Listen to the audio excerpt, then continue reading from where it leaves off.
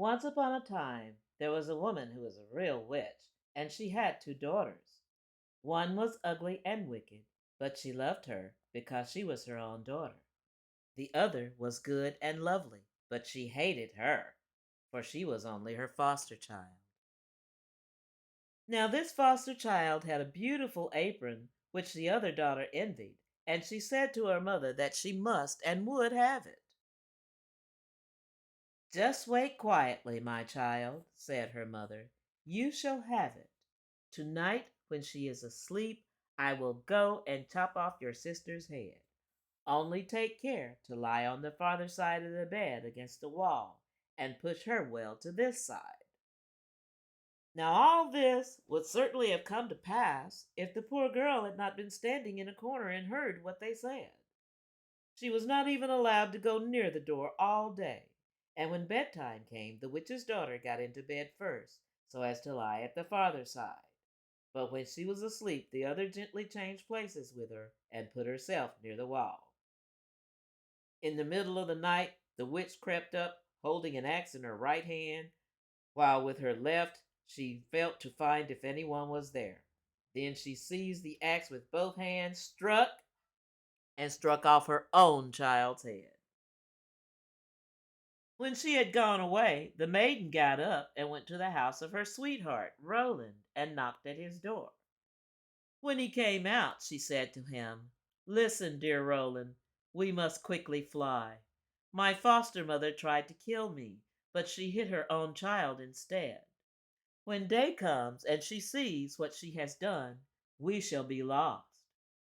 But, said Roland, you must first get her magic wand, or we shall not be able to escape if she comes after us. The maiden fetched the magic wand, and then she took her foster sister's head and dropped 3 drops of blood from it, one by the bed, one in the kitchen, and one on the stairs. After that, she hurried away with her sweetheart, Roland. When the old witch got up in the morning, she called her daughter in order to give her the apron, but she did not come. Then she called, Where are you? Here on the stairs, answered one drop of blood. The witch went to the stairs but saw nothing. So she called again. Where are you?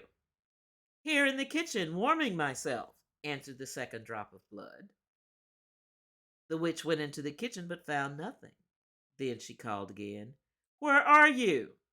Here in bed, sleeping, answered the third drop of blood.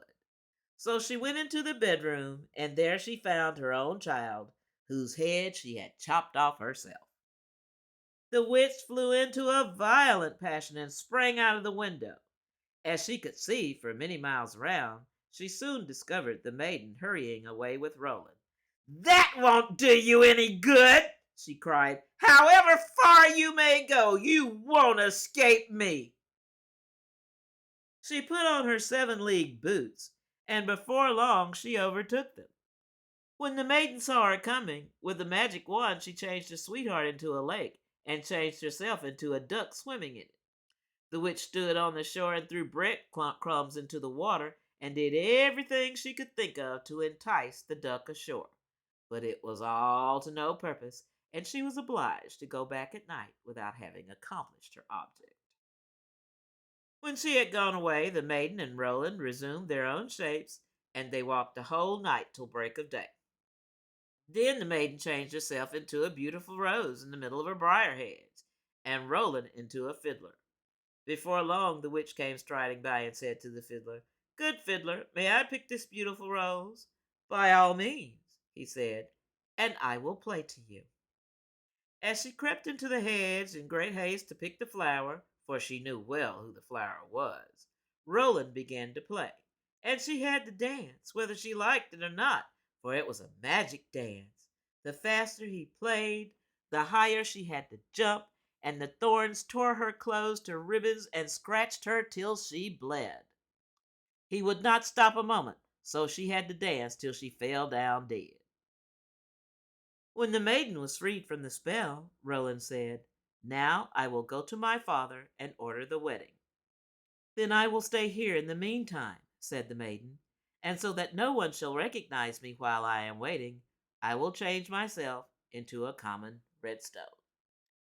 So Roland went away, and the maiden stayed in the field as a stone, waiting his return. But when Roland reached home, he fell into the snares of another woman, who made him forget all about his love.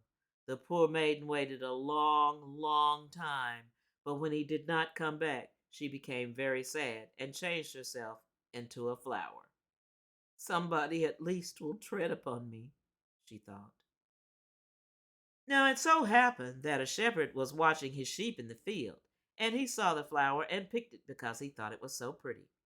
He took it home and put it carefully away in a chest. From that time forward, a wonderful change took place in the shepherd's hut. When he got up in the morning, all the work was done. The tables and benches were dusted, the fire was lighted, and the water was carried in. At dinner time, when he came home, the table was laid and a well cooked meal stood ready. He could not imagine how it all came about, for he never saw a creature in his house, and nobody could be hidden in the tiny hut. He was much pleased at being so well served, but at last he got rather frightened and went to a wise woman to ask her advice. The wise woman said, "There is magic behind it. You must look carefully about the room early in the morning, and whatever you see, throw a white cloth over it, and the spell will be broken." The shepherd did what she told him, and next morning, just as day broke, he saw his chest open and the flower come out. So he sprang up quickly and threw a white cloth over it. Immediately the spell was broken, and a lovely maiden stood before him, who confessed that she had been the flower, and that it was she who had done all the work of his hut. She also told him her story, and he was so pleased with her. She answered, "No, I want my sweetheart, Roland. Though he has forsaken me, I will always be true to him." She promised not to go away, however, but to go on with the housekeeping for the present. Now the time came for Roland's marriage to be celebrated. According to old custom, a proclamation was made that every maiden in the land should present herself to sing at the marriage in honor of the bridal pair. When the faithful maiden heard this, she grew very sad, so sad that she thought her heart would break. She had no wish to go to the wedding, but the others came and fetched her. But each time as her turn came to sing, she slipped behind the others till she was the only one left, and she could not help herself. As soon as she began to sing and her voice reached Roland's ears, he sprang up and cried, "That is the true bride, and I will have no other." Everything that he had forgotten came back, and his heart was filled with joy. So the faithful maiden was married to her sweetheart Roland. All her grief and pain were over, and only happiness lay before her.